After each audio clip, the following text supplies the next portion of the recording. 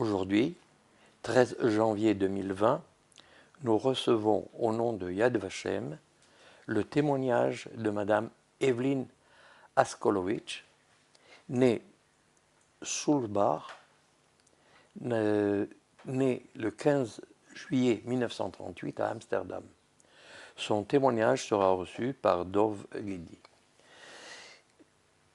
Madame Askolovitch, voulez-vous décrire votre famille, s'il vous plaît, son origine? Je viens d'une famille de juifs allemands, des deux côtés, de mes parents, de mes grands-parents, de mes arrière-grands-parents. Ils sont juifs allemands depuis le XVIIe siècle. Ils étaient d'ailleurs totalement intégrés en Allemagne. Ils parlaient allemand, ils allaient à l'école allemande, ils ont fait des études en Allemagne. J'ai eu un arrière-grand-père qui était le professeur Abraham Sulzbach, qui était professeur d'histoire juive et d'histoire non juive, et qui a d'ailleurs une rue à Francfort, la rue du professeur Sulzbach. Du côté de mon père, c'était donc Francfort, ils étaient intégrés, ils faisaient partie de ces juifs allemands de la Austritzgemeinde, d'une communauté très religieuse, mais c'était, selon les théories de Samson Raphaël Hirsch, il devait connaître tout ce qui avait trait au judaïsme. D'ailleurs, je crois que mon père a su lire l'hébreu avant de savoir lire l'allemand avec son grand-père, mais il devait être également dans la vie normale. Mon grand-père, qui avait une mémoire phénoménale pour les mathématiques, était évidemment comptable à la banque Rothschild. Du côté de ma mère, c'était dans le Palatinat, à Speyer et Hockenheim. C'était des juifs qui faisaient partie de la vie juive. Ma grand-mère avait un petit cercle où elle prenait le thé. Mon grand-père a fait la guerre 14-18. Il est parti à la guerre pendant 4 ans. Il était sur le front russe et il était interprète. Et ma mère, qui était née le 30 juillet 1914, avec la guerre, ne l'a rencontré que quand elle avait 4 ans. Ils étaient même tellement intégrés, ma grand-mère avait voulu lire le livre de Hitler, Mein Kampf.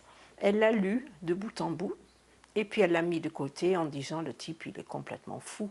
On ne peut pas faire des choses, puisque Hitler avait bel et bien écrit dans son livre tout ce qu'il voulait faire des Juifs, c'est-à-dire les tuer. Et elle a dit ça, elle était absolument persuadée qu'il se terminerait dans un asile ou bien que c'était sans aucun intérêt. D'ailleurs, beaucoup de Juifs ont lu le livre et ne l'ont pas cru. D'après vos souvenirs et les souvenirs de famille, est-ce que vous pouvez dire qu'il y avait des bonnes relations entre la communauté juive et leur entourage? Je pense qu'en Allemagne, il faisait partie, même s'il y avait des pogroms de temps en temps, il se sentait juif, il se sentait profondément juif, mais aussi profondément allemand. Et je sais qu'après-guerre, quand Stefan Zweig, quand on a appris qu'il s'était suicidé, mes parents étaient absolument outrés. Comment il avait pu faire une chose pareille? Il n'avait même pas été dans les camps. Et ils ne comprenaient pas que quelqu'un, un écrivain, ne pouvait plus écrire en allemand, et ils étaient allemands jusqu'au bout des ongles. Ces juifs allemands précis, à l'heure, plus allemands que les Allemands. Je ne sais pas s'ils fréquentaient beaucoup des non-juifs. Je sais que mon père faisait partie d'un club d'athlétisme à Francfort. D'athlétisme. De vrai athlétisme, il était très sportif.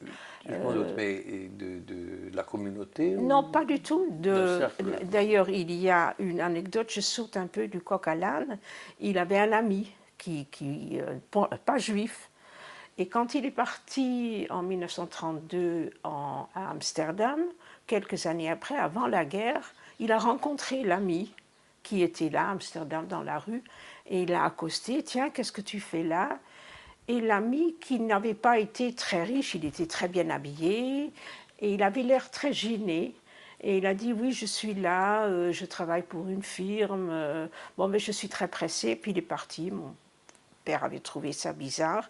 Et quand les Allemands sont rentrés à Amsterdam, dans leur voiture, mon père a vu, les gens sont allés dans la rue, et il a vu cet ami avec son costume de SS assis à côté du chauffeur, et il avait compris, il faisait partie de la 5e colonne qui préparait l'arrivée des Allemands.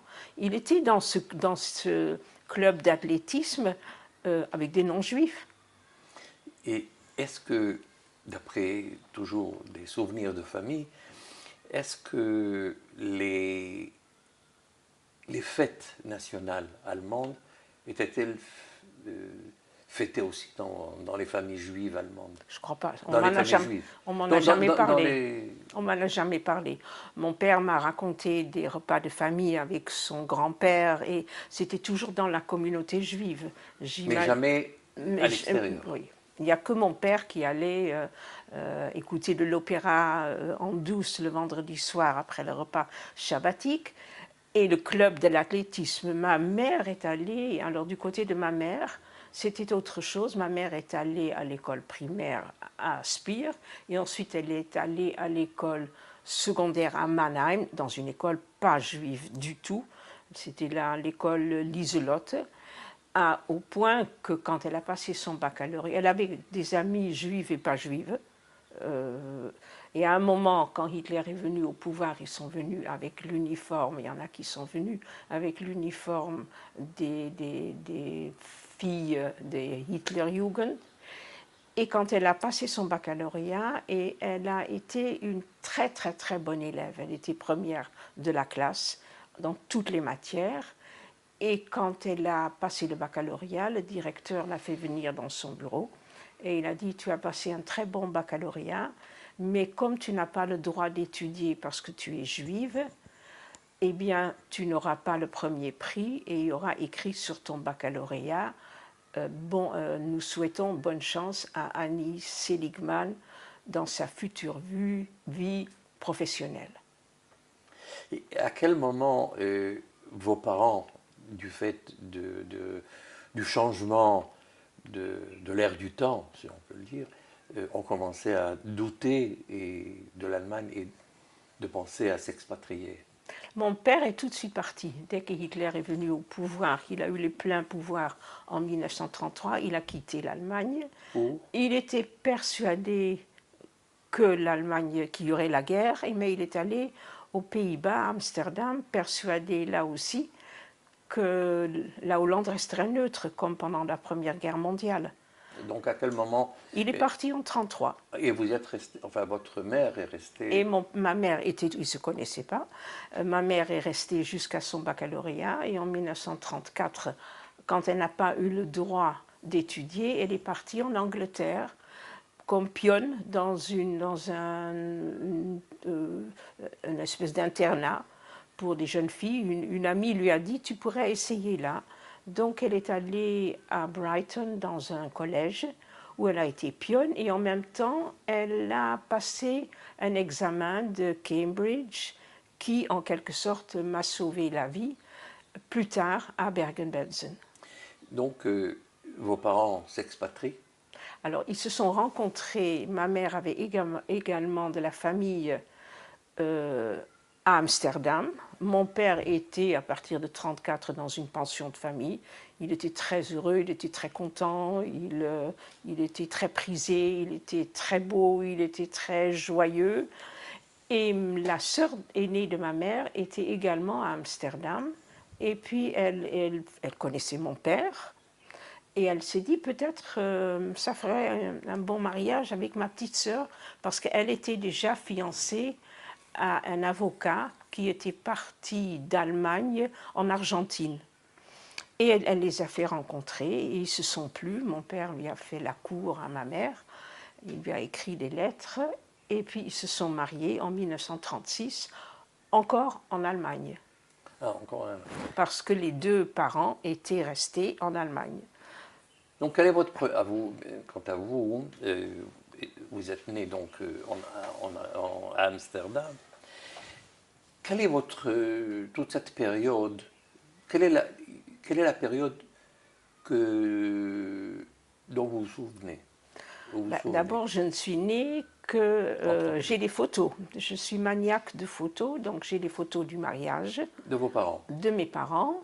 Il y a les récits de repas de famille, il y a les récits, ma mère racontait qu'il fallait voir les cousins qui étaient à Spire et que c'était barbant. Moi, je suis née en 1938.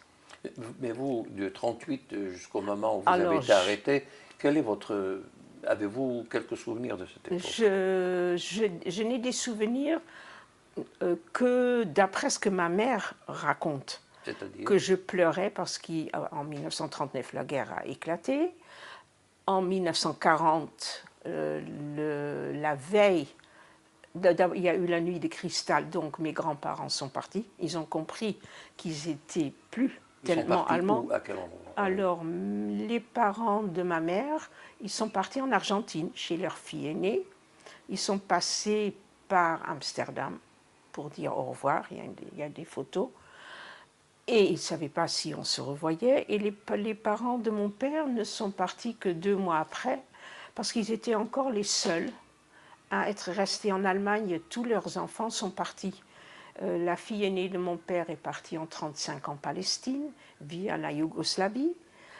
Une sœur de mon père est partie avec son mari et 2 enfants à New York. Une autre sœur est partie à Londres. Il restait une petite sœur qui était un peu déficiente et le frère de mon père est parti le lendemain de la nuit de cristal. Donc les parents de mon père étaient tout seuls et mon père les a fait venir à Amsterdam. Mais vous... Et moi j'ai juste une photo de ses grands-parents. Je me rappelle très vaguement de mes grands-parents paternels. Pas du tout de mes grands-parents maternels puisque j'avais 6 mois quand ils sont partis. Que faisaient, pour subvenir à leurs besoins, vos parents? Alors, à Amsterdam, bien oui, sûr. alors ma mère, ça faisait partie encore des années d'avant-guerre, ne travaillait pas, elle était à la maison. Mon père était agent en textile et il travaillait, il était très content, ils avaient un joli appartement. Et les choses ils ont réalisé qu'ils étaient pris également dans la nasse que quand les Allemands, le 10 mai 1940, ont envahi la Hollande. Et donc ça se passe comment C'est-à-dire la veille. Le quotidien de votre famille? Le quotidien à ce moment-là a changé parce que tout de suite il y a eu les lois anti-juives qui sont rentrées en vigueur. Les juifs n'avaient plus le droit de travailler. Ensuite, les juifs n'avaient plus le droit d'aller dans les parcs, dans le cinéma, au théâtre, au concert. Ensuite, il y a eu le couvre-feu à partir de 1941. Il y a eu les bombardements. Je me rappelle que je hurlais parce qu'il y avait la défense anti-aérienne, il y avait les avions. Et ma mère m'a dit que je criais alarme, alarme, alarme. Et puis je suis allée dans une petite école tenue par une dame, parce que les enfants n'avaient plus le droit d'aller à l'école. Ils n'avaient plus le droit d'aller ni au maternel, ni école primaire, ni université. Ils n'avaient plus le droit, les médecins n'avaient plus le droit de soigner. En fait, toutes les lois anti-juives sont rentrées en vigueur très très rapidement parce que dès la capitulation des Pays-Bas, la reine est partie avec sa famille et le gouvernement. Et donc, je ne peux pas me rappeler, j'avais 2 ans. À quel moment vos parents et vous-même avez-vous été arrêtés ou dans quelles circonstances? Alors, mon père a d'abord été raflé le 12 juillet 1942. Il y avait des rafles qui venaient spontanées quand il y avait un attentat, parce que par la résistance hollandaise. Et le 12 juillet, il a été raflé dans la rue. Il était allé voir ses parents, à qui il emmenait à manger, parce qu'il ne parlait pas le hollandais, et il n'est pas revenu le soir à la maison. Et ma mère ne savait pas ce qui se passait, et elle est allée au commissariat, où on lui a dit, vous savez, il va revenir, il ne va pas revenir, parce que les gens les gens commençaient à vivre dans une angoisse en attendant ce qui allait se passer, parce qu'ils avaient été également, ils s'étaient fait enregistrer au commissariat de police, où tous les hommes s'appelaient Isaac comme prénom et toutes les femmes Sarah. Et ma mère, et il y avait l'étoile jaune. Moi, je ne l'ai jamais portée parce que c'était à partir de 6 ans. Et moi, j'étais petite. Et à ce moment-là, mon père est revenu au bout de 3 jours en disant qu'on les avait fait marcher pendant 3 jours et 3 nuits. Et ils ne savaient pas ce qui se passait. C'était une grande rafle dans différents points d'Amsterdam. Et dans le sud où ils habitaient, ils étaient dans un endroit, ils ne savaient pas où. Et quand il est revenu, c'était le jour de mes 4 ans, le 15 juillet 1942. Sa petite sœur a été demandée à venir au commissariat. Et je veux donner son nom parce qu'elle a été gazée en septembre 1942 à Auschwitz. Elle a été emmenée tout de suite à Auschwitz. Et elle s'appelait Caroline Sulzbach, et elle a été gazée à Auschwitz, mais on ne l'a su que beaucoup plus tard, après la guerre. Alors, ce dont je me rappelle, c'est l'arrestation de votre famille, votre père, votre mère et vous-même, lorsque vous avez été déportés à... Oui, non, d'abord, on a été, le 12 mars, on a sonné à la porte. Mon père n'était pas là, moi j'étais dans la petite classe. Vous avez été arrêté en 42 43, le 12 mars 43. 3. On a sonné à la porte. Moi, j'étais dans une petite école, j'ai la photo que je montrerai tout à l'heure, avec des petits-enfants dans une école juive, une petite classe juive. Et mon père était chez ses parents, et 2 soldats sont venus, un Allemand et un Hollandais. Et le Hollandais, ça je l'ai su après, était payé environ, je crois, l'équivalent de 5 ou 7 euros par juif. Et on avait été donné par des voisins qui habitaient derrière nous. C'est-à-dire que vous avez été mouchardé, comme on dit. Oui, ils avaient dit qu'il y avait une famille, Sulzbach, qui habitait au 36 de la rue Botticelli. Et ils sont venus, ils ont dit à ma mère d'aller venir nous chercher son mari et moi. Parce que et votre qu'eux, père... ils attendaient, il était chez ses parents. Et ils attendaient, et quand ils sont revenus, on a dit à ma mère, faites une petite valise. Et la valise, en fin de compte, a duré 2 ans. Parce que ça peut prendre quelques jours. Et on a été amenés à la Hollandse Schouwburg, le théâtre hollandais, où étaient parqués tous les juifs avant de partir dans les camps. Et je ne me rappelle pas, je sais juste que je pleurais. Ma mère écrit dans son livre qu'elle n'arrivait pas à me consoler, que je pleurais. Et on a mis tous les enfants en face de ce théâtre, à la crèche. Comment avez-vous été amené à ce théâtre? Par une marche, vous êtes allé à pied, vous amenez ça tombait en camion? Non, ça se passait dans des camions. C'était des rafles avec des camions. Et on nous a amenés dans le théâtre. Et ma mère écrit dans son livre, on a mis Evelyne à la crèche, comme ça elle pouvait dormir. Mais est-ce que lorsque vous avez été expulsé de votre domicile, et ça se passe dans un camion, on vous fait monter, est-ce qu'il y a un attroupement? Est-ce qu'il y a des badauds qui regardent indifférents? Non, je pense que dans toutes les rafles, les badauds ne regardaient plus du tout. C'était dans une indifférence totale. Et tout le monde savait que dans ce théâtre, c'était dans le quartier juif, qu'il y avait beaucoup de juifs. Et dans la crèche, j'ai une amie d'enfance qui, elle, a été dans cette crèche et qui m'a dit, je me rappelle juste qu'il y avait des matelas, des matelas, des matelas et des matelas. Et quelque part, c'est absolument fou parce que ma mère écrit dans son livre, on a mis Evelyne à la crèche pour qu'elle puisse dormir. Et les parents étaient, à partir de ce moment-là, je pense que les parents étaient complètement, ils ne savaient plus quoi faire. Est-ce que vous avez reçu, par exemple, de la nourriture? Est-ce que J'imagine Combien de temps il vous restait? On est resté dans ce théâtre 2 semaines. Et 2 semaines, malgré tout.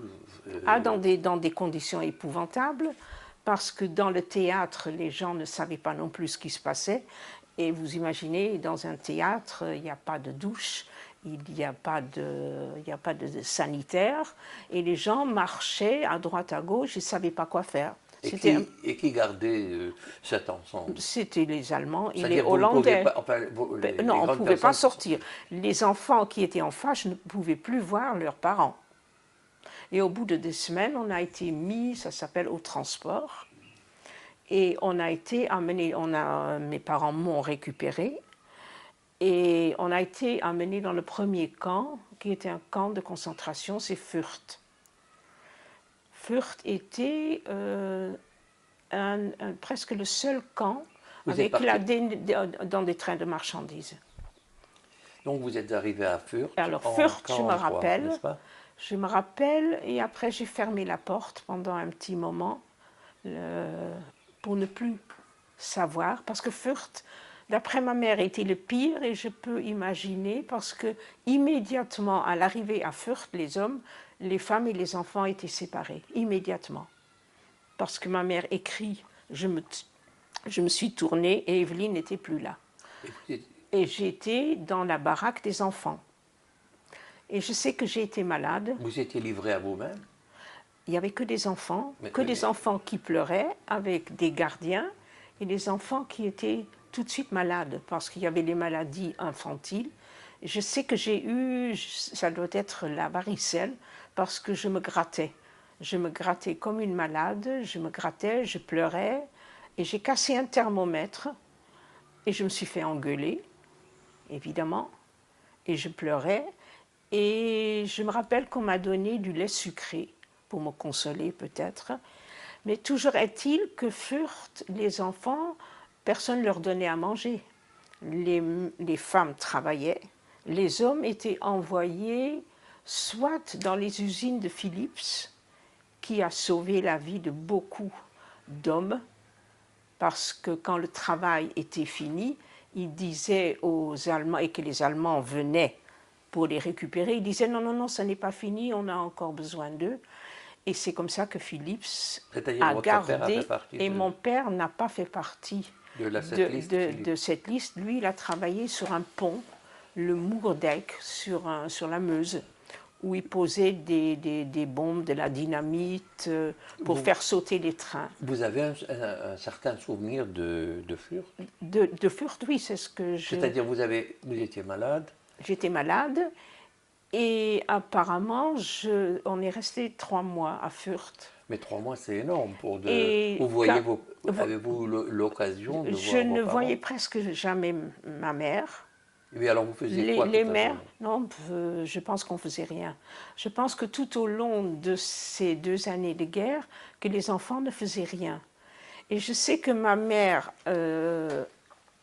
a écrit que je n'avais plus qu'1 semaine à vivre parce que les enfants étaient sous-alimentés, et j'ai vu que du transport avec lequel nous on est partis, que 90% des enfants sont morts de malnutrition, de malheur et de maladie. Il n'y avait pas de médicaments, il n'y avait rien. Et les mères ne pouvaient pas aller voir les enfants, sauf quand vraiment ils pouvaient de temps en temps voir 1 heure leurs enfants. Et j'imagine pourquoi j'ai fermé la porte après, que c'était trop dur. Et donc, mais s'il vous plaît, oui. Mais il y a eu un miracle qui nous a sauvés tout au long de cette guerre, c'est le certificat de nationalité du Honduras. Avant de partir, mon père avait été contacté par un ami en Suisse qui a dit « Écoute, je peux t'avoir pour beaucoup d'argent, mais je peux t'avoir un certificat du Honduras. » Parce que le consulat du Honduras et du Paraguay donnait, pour le Paraguay donnait, pour le Honduras vendait des certificats de nationalité. Et ces 2 pays étaient neutres. Mais c'était respecté par les Allemands. Et les Allemands étaient quand même très à cheval que les gens qui avaient des certificats de nationalité de 2 pays neutres ne pouvaient pas être envoyés directement dans des camps d'extermination. Ils pouvaient être envoyés dans d'autres camps, mais pas d'extermination. Donc, Et mon père a donc acheté ce certificat, et le il les a achetés certificat avant la de partir. déportation. Et le certificat est arrivé, toujours à cause du souhait de l'Allemagne de rester respectable. Le certificat est arrivé à Fürth. Et mon père, avant de partir travailler sur le pont, a dit à ma mère, si on te remet au transport, tu montres le certificat. Je ne sais pas, mais ça ne peut pas faire de mal. Et donc, quand on a été mis au transport, ma mère a montré le certificat. Et au lieu d'aller à Auschwitz, on est allé au 2e camp, qui était un camp de déportation à Westerbork.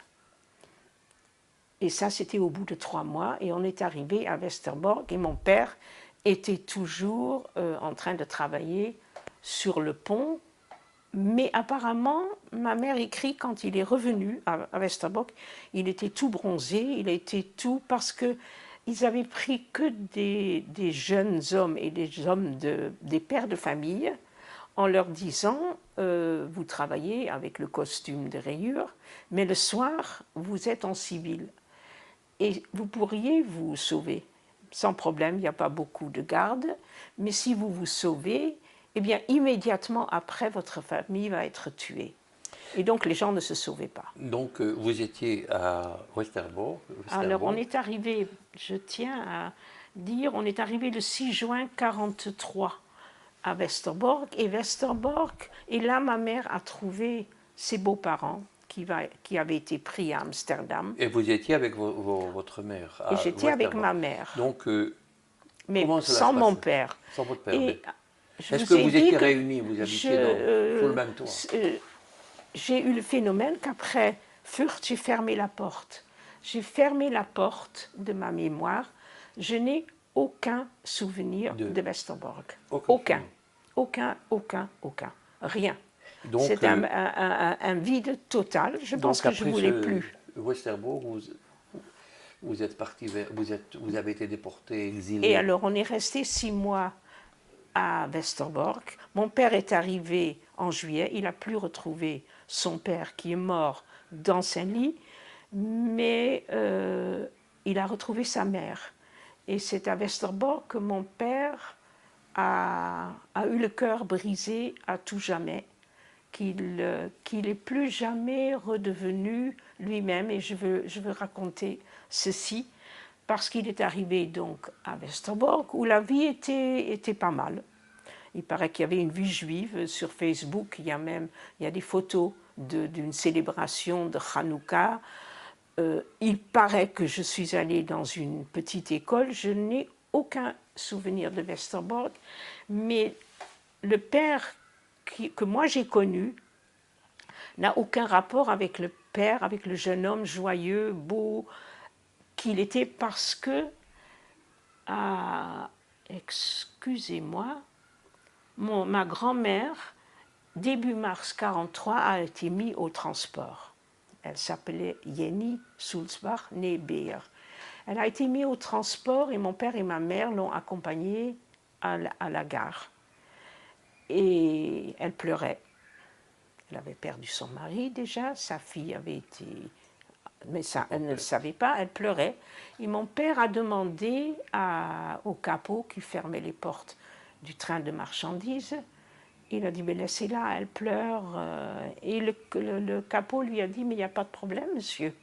Vous prenez sa place et elle ne partira pas. Et tout au long des souvenirs que moi j'ai vagues de mon enfance après, ma mère a dit à mon père, tu ne vas pas prendre la place de ta mère. Tu ne vas pas nous laisser, Evelyne et moi. Tu ne peux pas faire ça. Et mon père n'a pas pris sa place. Et je crois que jusqu'à son dernier souffle, il a pensé, il a eu des remords. Pourquoi il n'a pas pris la place de sa mère? Et je sais que pendant mon enfance, on ne parlait pas de la guerre, mais il disait juste « j'ai encore rêvé, j'ai encore rêvé ». Et ma mère me disait qu'il a été jusqu'au bout à la recherche de sa mère.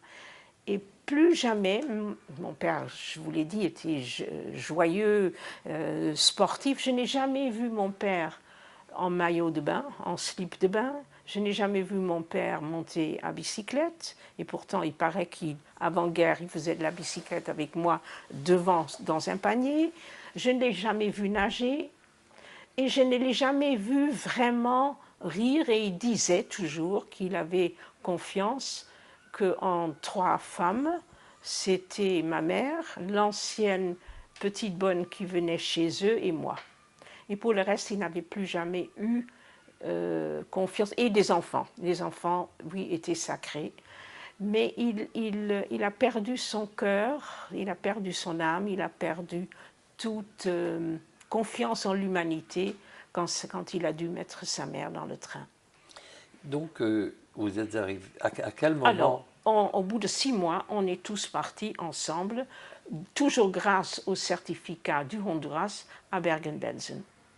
Et on est arrivé à Bergen-Belsen le 15 février 1944 et on a quitté Bergen-Belsen le 21 janvier 1945. C'est-à-dire que lorsque vous avez été expulsé ou envoyé à Bergen-Belsen, c'était dans une mesure de transaction? Non, non, non, pas du tout. C'était de nouveau. On était mis. Westerbork était un camp de passage. Donc vous êtes Tout arrivé le monde, il y a très, très rarement des gens qui sont restés, mais c'était un camp qui était un peu vivable, à part les trains, parce qu'ils ont agrandi la gare de Westerbork, et les trains partaient. Et Bergen-Belsen, vous êtes arrivé. Et alors, on est arrivé à Bergen-Belsen, là j'ai des souvenirs. Là, mes souvenirs sont revenus, pas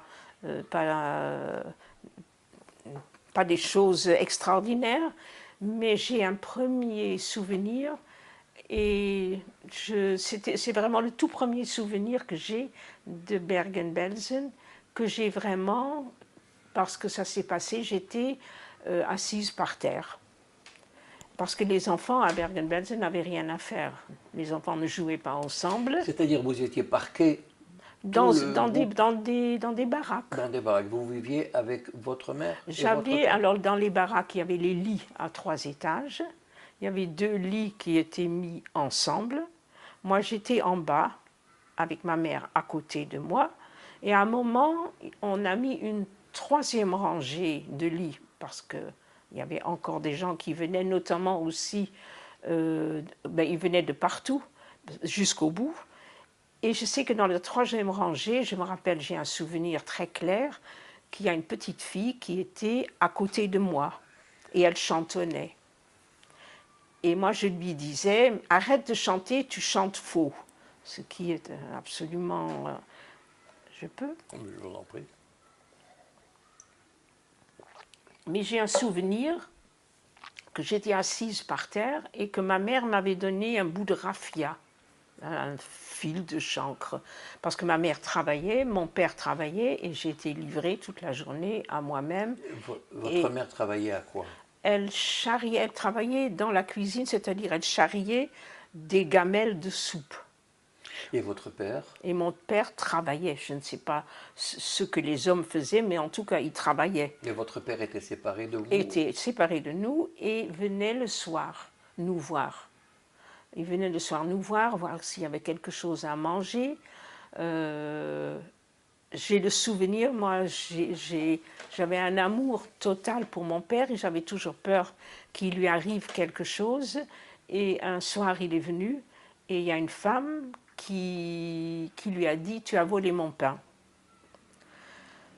Et elle a hurlé « Il a volé mon pain, il a volé mon pain ». Mon père a dit « Je n'ai pas volé ton pain ». Et moi, je hurlais parce que je sentais que si un Allemand venait et qu'on avait dit que mon père avait volé du pain, qu'on pouvait le tuer, j'avais une frousse qu'il lui arrive quelque chose. Quand vous parlez, vous aviez une peur, enfin une frousse, qu'on allait tuer votre père? C'est-à-dire, avez-vous été témoin ou avoir entendu Non. que l'on tirait sur des gens, que l'on tuait Je des gens? sais, non, je Le mot sais. tuer, c'est... C'est-à-dire, je pense que la mort était toujours là. Oui, mais Bien tuer, que, c'est déjà oui, une mort violente entre oui, la mais mort je d'une pense maladie. que j'avais 5 ans. Et je pense que la mort tout court était là. Il y avait des jumelles dans le camp, Nomi, Ruth et Nomi. Et je me rappelle avoir dit où est Ruth et on m'a dit elle est morte. Ça ne m'a pas plus émue, elle était morte. Mais j'en reviens au souvenir, Oui, s'il vous parce que plaît. c'est un vrai souvenir. Et je jouais avec ce fil de chancre que j'entortillais autour de mes mains. Et soudain, il y a une femme, soldate qui est passée, capot, femme, et elle m'a regardée. Et moi, j'étais pétrifiée, parce que j'avais pas le droit d'avoir, on n'avait pas le droit d'avoir quoi que ce soit. Et j'avais ce bout de chanvre, de raffia, et je me suis dit, elle va me tuer, elle va... Vous savez, je pense que c'est quelque chose de très vague. Je ne pense pas que je savais ce que c'était, mais j'avais cette trouille qu'elle me fasse quelque chose ou qu'elle fasse quelque chose à ma mère, puisque je ne pouvais pas avoir ce bout de chanvre sans que ma mère l'ait donné. Puis je devais avoir l'air complètement affolée, j'avais 5 ans, et elle est passée. Et puis, il y a eu un bombardement. Et les Américains se sont trompés et ils ont bombardé Bergen-Belsen. Et je voyais les bombes qui tombaient, je voyais un boucan incroyable et je hurlais parce que j'étais seule. Ma mère travaillait, mon père travaillait. Quelqu'un était de garde, enfin, qui Et, s'occupait des et, et enfants? je voulais en avoir le cœur net. Est-ce que c'était vraiment mon souvenir? Et je fais partie à Paris de l'amicale des anciens de Bergen-Belsen. Et la présidente, elle a 6, 7 ans de plus que moi. Et un jour, je lui ai dit, dis-moi, est-ce que tu te rappelles que le camp a été bombardé? Elle m'a dit, ah oui alors. Et les bombes qui tombaient, et j'étais presque contente que c'était vraiment mon souvenir à moi, et le souvenir est revenu. Dans ma maison de campagne, j'ai une maison de campagne à Paris, et j'étais dans mon jardin, et puis paisible, et soudain il y a un petit avion qui est passé, un petit avion de tourisme, il est passé un peu bas, et je me vois que je me recroquevillais, et soudain j'étais à Bergen-Belsen, j'étais sous les bombes. Et l'autre souvenir m'est revenu ici, en Israël, avec les lits de 3 étages. J'étais avec un groupe de femmes du Conseil international des femmes juives, une convention quelque part, et on a visité Atlit, le camp où avait été Begin. Begin. Et il y a un camion avec la reconstitution de la cellule de Begin. Et je suis rentrée dedans, il y avait ce lit de 3 étages, et je suis sortie en hurlant. C'était peut-être il y a 20 ans, ou 10 ans, je ne sais pas. Et mes amis me regardaient. J'étais à Bergen-Belsen. Je hurlais de terreur. Bon, je me suis calmée, j'étais en Israël, mais ce souvenir est revenu à un moment vraiment totalement aucun rapport. C'est bien pour ça que je ne vais pas au Yad Vashem et que je suis contente que vous soyez là. J'ai un autre souvenir, et ça c'est mes 6 ans. C'est ma mère sur le conseil d'une amie est allée voir à la tête de la baraque à côté de la nôtre, qui était un monsieur Al-Bala qui était grec. Et les Grecs qui étaient dans la baraque à côté avaient un statut spécial. C'était les Grecs qui avaient d'abord incité les Juifs de la communauté de Sarajevo d'aller se faire enregistrer, qui ont tous été massacrés. Ils faisaient partie du conseil, du conseil des Juifs de Grèce. Et en récompense, on les a arrêtés quand même, mais on les a mis à Bergen-Belsen et ils étaient le chef. Ils avaient une espèce de statut spécial, ils étaient des capots, mais en fait, ils travaillaient à la cuisine, ils avaient de la nourriture. Et cet ami a dit à ma mère, tu devrais dire que tu peux leur donner des cours, parce qu'il voulait apprendre l'anglais. Et c'est là où le certificat que ma mère a amené de Cambridge nous a sauvés. Elle est allée voir le chef et elle a dit, je vous donne des cours si vous voulez. Ils ont dit, revenez le lendemain. Et elle est revenue, ils ont dit, d'accord, vous pouvez nous donner des cours et on vous donnera de la nourriture pour votre petite fille et vous pouvez même l'amener. Parce que l'ami a dit, tu ne peux pas continuer. Evelyne, elle tourne en rond, elle a peur toute la journée, tu dois faire quelque chose pour elle.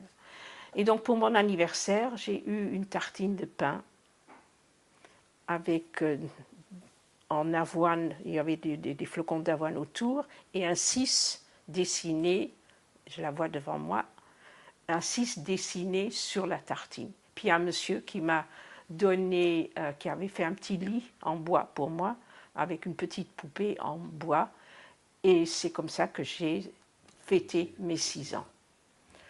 Et puis la fin est arrivée, toujours à cause du certificat, qu'en janvier 1945, les Allemands, ça a commencé à aller mal.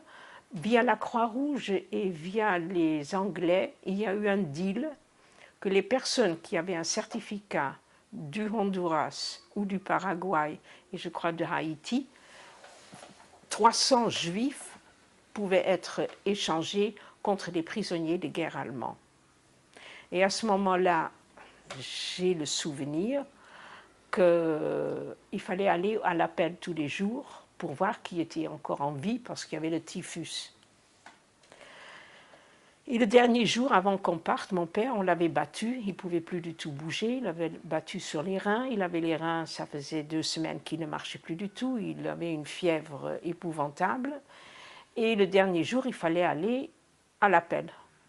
Et je suis allée avec ma mère sur le lit, voir mon père pour l'amener à l'appel.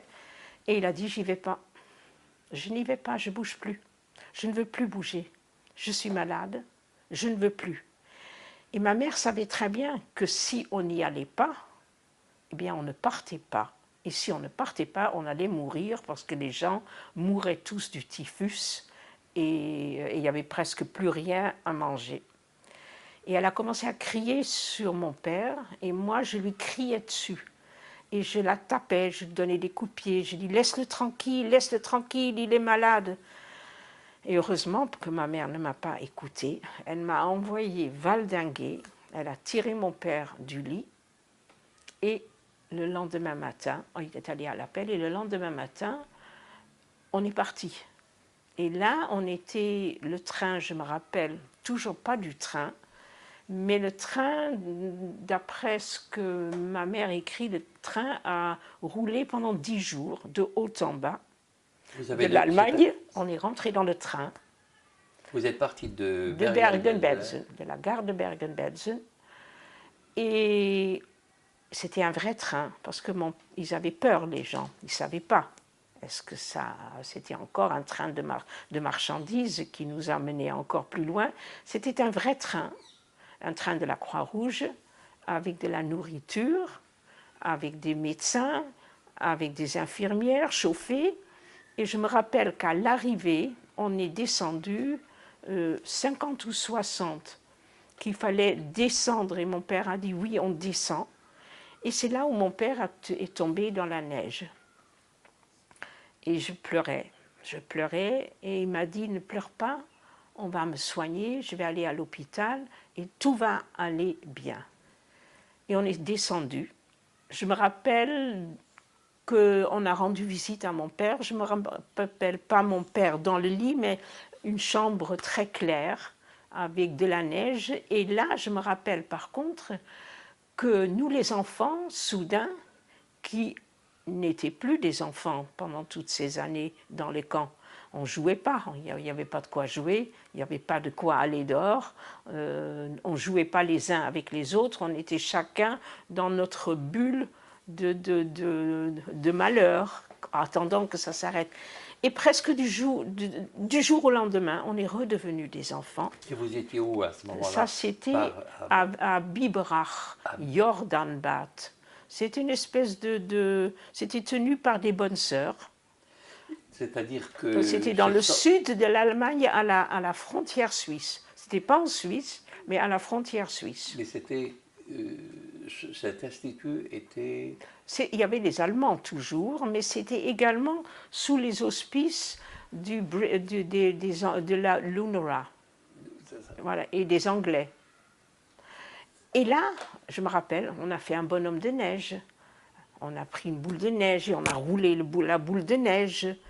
Et on nous a donné à manger. Et j'ai appris à lire, à écrire, à faire du calcul. C'est-à-dire vous êtes resté... On est resté 1 an dans ce camp de rapatriement. Et puis j'ai appris, et soudain, les parents se rendaient compte que les enfants n'étaient pas des vrais enfants. Et ma mère, qui avait une volonté de faire, il fallait que je redevienne une petite fille comme les autres, et notamment il fallait que je sache monter et descendre un escalier. Et je sais que pendant 3 mois, 2 fois par jour, il fallait que je monte et que je descende convenablement un escalier, un pied après l'autre et pas un pied à côté de l'autre, inlassablement jusqu'à ce que je sache monter et descendre un escalier. Puis on a reçu des paquets de nourriture par la Croix-Rouge, des paquets américains et des paquets anglais.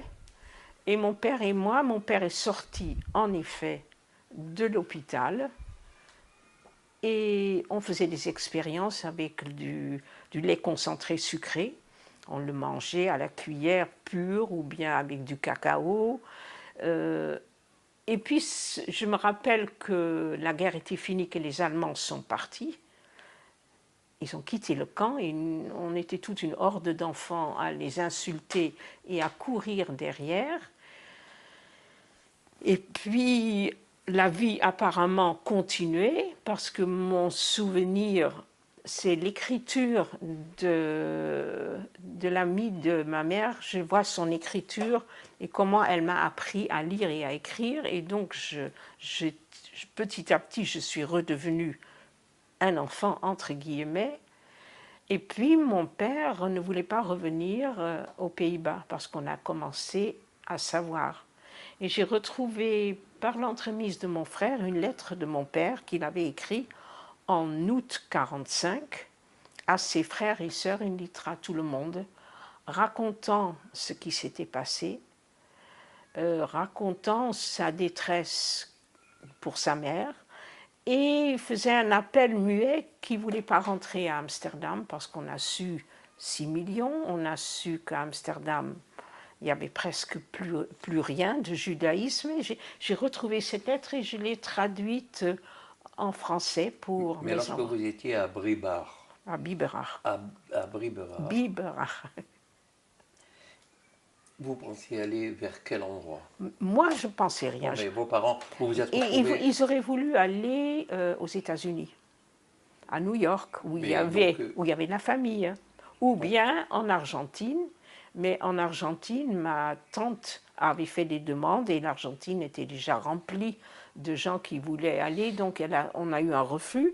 Et la famille américaine a dit qu'ils n'avaient pas envie. Ils n'avaient pas tellement envie, je crois que tous les Américains avaient le remords et qu'ils n'avaient pas envie d'être embêtés. Et ils avaient écrit à mon père, ou fait écrire, que ce n'était pas facile la vie aux États-Unis, qu'il valait mieux qu'on rentre à Amsterdam. Et à ce moment-là, les Hollandais n'ont pas voulu de nous. Parce que petit à petit, le camp de Biberach s'est vidé et ne sont restés que les sans-papiers, les displaced persons, les DPs, les réfugiés. Et la Hollande n'avait pas envie de les prendre parce que la Hollande était passée par l'hiver de la famine et ils n'avaient pas envie. Ah, donc, et puis on n'avait pas... Alors, il y a eu beaucoup de paperasserie et à la fin, ils nous ont acceptés et on a quitté le camp le 31 janvier 1946. ce qui faisait quand même très tard. Et je me rappelle qu'on est arrivé... Vous êtes revenu à Amsterdam. On est arrivé dans des camions de la Croix-Rouge et on est arrivé le 31 janvier 1946 à Maastricht, la ville frontière avec la Belgique. Et il y avait des drapeaux, je me rappelle, des drapeaux partout dans la ville. Et moi, je croyais que les drapeaux étaient pour nous, qu'on nous souhaitait la bienvenue. Et j'ai cru ça pendant au moins 30 ans. Et un jour, j'en parlais à ma mère et j'ai dit quand même, c'était chouette, ils nous ont souhaité la bienvenue. Et elle a dit, mais les drapeaux n'étaient pas pour nous, les drapeaux étaient pour la petite princesse Béatrix, dont c'était l'anniversaire. Nous, on n'était absolument pas les bienvenus, du tout, du tout, du tout. Et, On est rien. et comment avez-vous... Et alors, vous êtes... donc, on est arrivé à Amsterdam, où il y avait 3 cousins, et c'est tout. 3 cousins de ma mère qui nous accueillaient, qui ne savaient pas très bien quoi faire avec nous. Et mon père est allé à la recherche d'un logement, puisqu'il n'y avait plus rien. On ne pouvait pas intégrer notre logement. Il est allé chercher, il a trouvé chez un ancien client un 2 pièces sous les toits où la neige, c'était l'hiver, la neige passait un petit peu.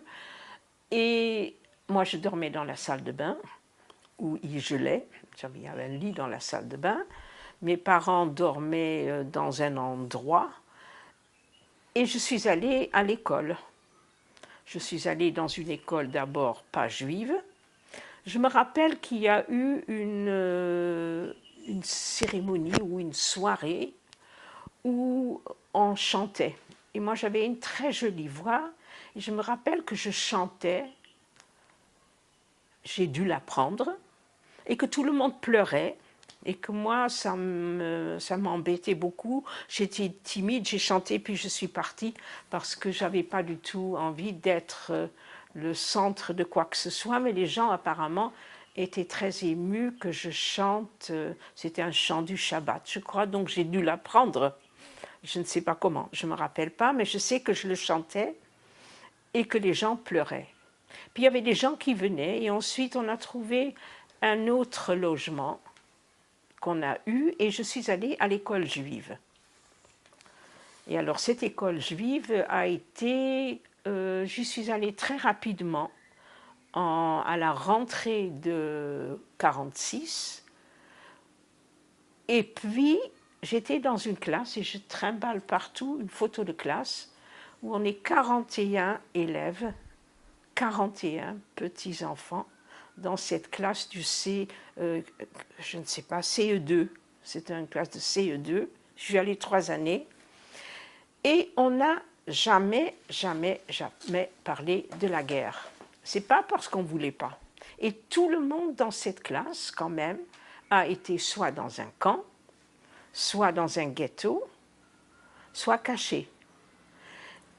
Et le sujet de la guerre, c'était vraiment un sujet qui n'existait absolument pas. J'ai même été avec, je crois, 5 enfants qui avaient été dans les mêmes camps que moi, avec lesquels j'avais vécu plus d'1 an. Et je n'étais même pas amie avec eux. Et j'ai retrouvé, au bout de 50 ans, ma meilleure amie qui était partie en Israël et qui n'avait pas de père. Et j'ai dit, mais tu sais, c'est quand même dingue. Je n'ai jamais demandé pourquoi tu n'avais pas de père. Tu n'avais pas de père? Elle a dit, ben oui, j'avais pas de père. Un tel n'avait pas de père, un autre n'avait pas de mère, un autre encore n'avait pas de père et de mère. Et je vous ai dit tout à l'heure que le monde est tout petit. Le 8 mars en 2019, ma mère est décédée. Puis il y a eu la Shiva dans sa maison. Et on a sonné à la porte, il y a un monsieur qui est rentré. Et il a dit Joop Ascher. Et je le regarde et je dis Joop Ascher. Il a dit ben oui. C'était quelqu'un qui était sur la photo de classe. Et j'ai dit toi tu as été où pendant la guerre? Ben, il a dit j'étais à Bergen-Belsen. Ben, j'ai dit moi aussi. Il a dit oui, toi tu es revenu avec tes parents. Et moi, je suis revenue sans parents. On n'en parlait pas. On vivait dans un silence qui n'était même pas, parce qu'on ne voulait pas en parler, ça n'avait pas eu lieu pour nous les enfants.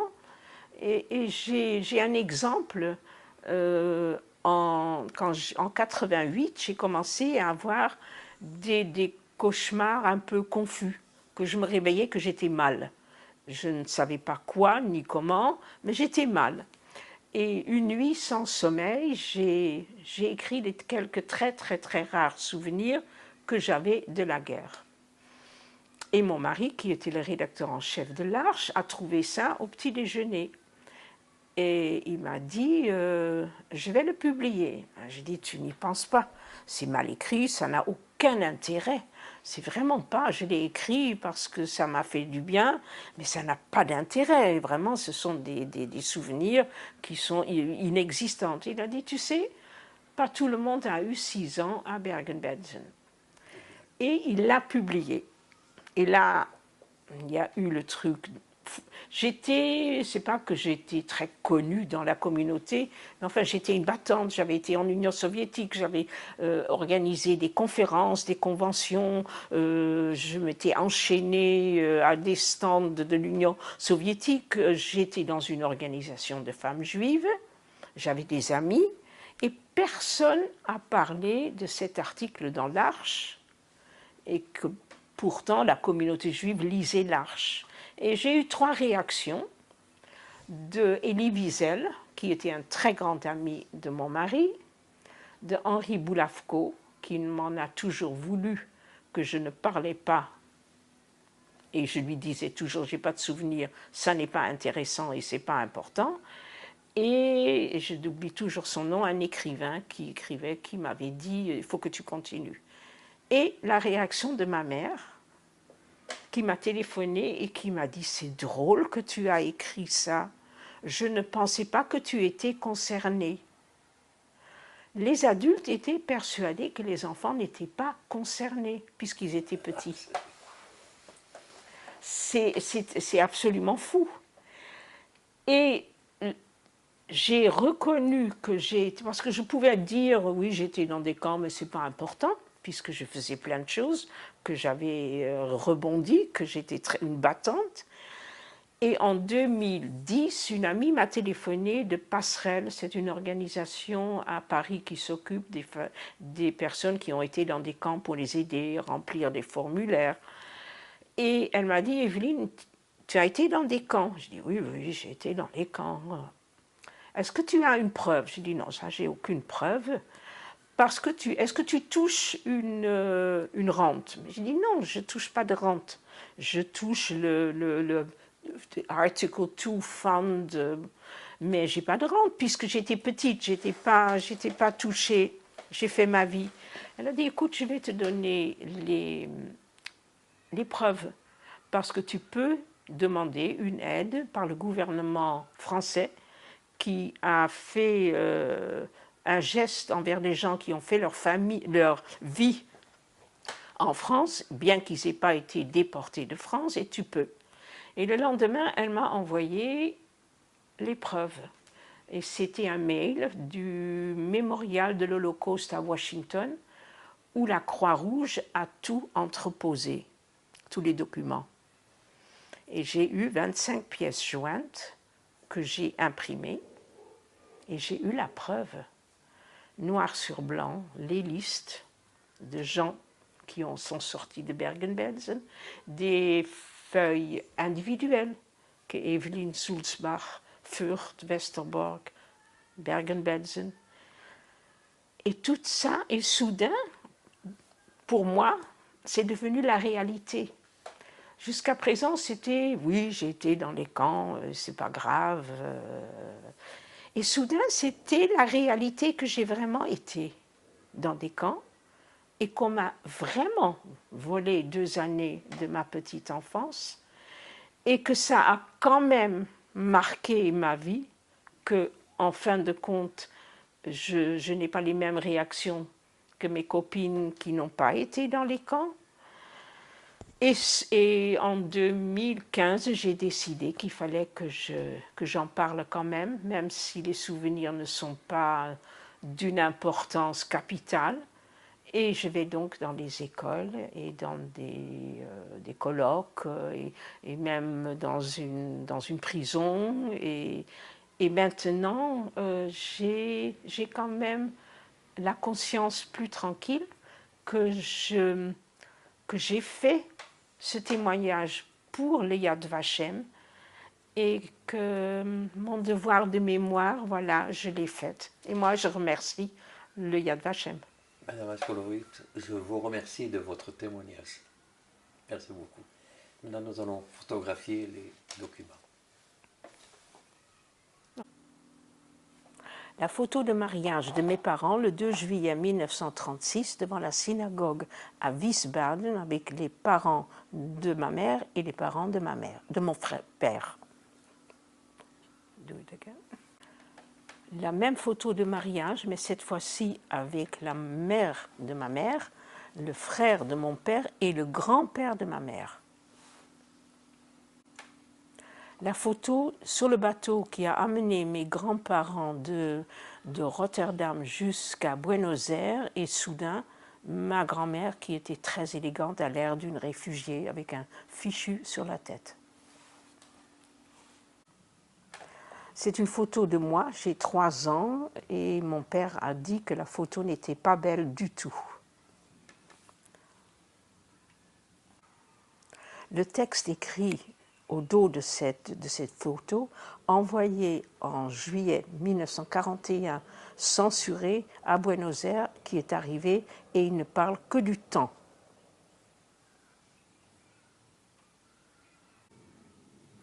L'original du certificat établi par le consul du Honduras que mon père, ma mère et moi, nous sommes des citoyens du Honduras.